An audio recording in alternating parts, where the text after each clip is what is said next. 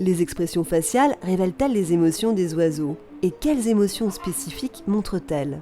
Ce sont les questions posées par Aline de l'INRAE, qui, soutenue par Boval Nature, vient interroger Aruba, Antonio, Imhotep, Sergio et Gédéon, des haras très coopératifs.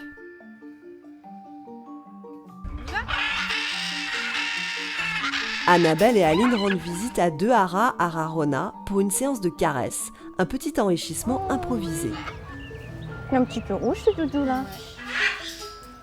Il y en a qui réagissent avec les rougissements, d'autres avec la pupille, d'autres avec les plumes. Donc là, on peut dire qu'ils sont assez contents parce qu'ils viennent nous voir, ils ont les plumes toutes détendues. Ça, c'est ce que peuvent observer les soigneurs des perroquets. Mais comment prouver que ces marqueurs physiologiques de rougissement ou de hérissement de plumes sont bien des expressions de contentement des haras? Aline va tenter de répondre à cette question. Pour cela, il faut 2 caméras, un barnum, une soigneuse et nos perroquets. D'abord, Annabelle reste avec le perroquet. Séparation. Puis elle sort, laissant le perroquet seul. Enfin, elle entre à nouveau.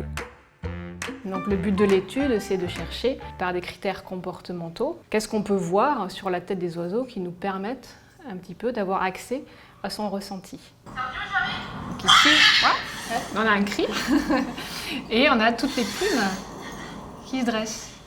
Puis là, il te suit et il cherche le contact aussi, donc c'est vraiment que tu as une balance positive pour eux. Je pense qu'on verra peut-être un peu de rougissement à voir après à l'image autour de l'œil. Dans son étude, Aline va donc mesurer, entre autres, le rougissement des haras. Ces travaux font tomber un préjugé qui disait que seule l'espèce humaine était capable de rougir avec les émotions. On peut imaginer qu'après, on va pouvoir aller beaucoup plus loin dans quel type d'émotion l'oiseau ressent. On peut se demander, est-ce qu'il ressent de la joie, de la colère, de la jalousie, de la frustration? On peut aussi interroger l'oiseau sur l'empathie. Est-ce qu'il y a aussi de l'attachement possible entre l'oiseau et son soigneur? Les conclusions de cette étude permettront donc de mieux comprendre ce que nous racontent les haras et ainsi de mieux s'en occuper afin de toujours améliorer leur bien-être. Dans le prochain œil en coulisses, nous passerons une matinée avec les vétérinaires.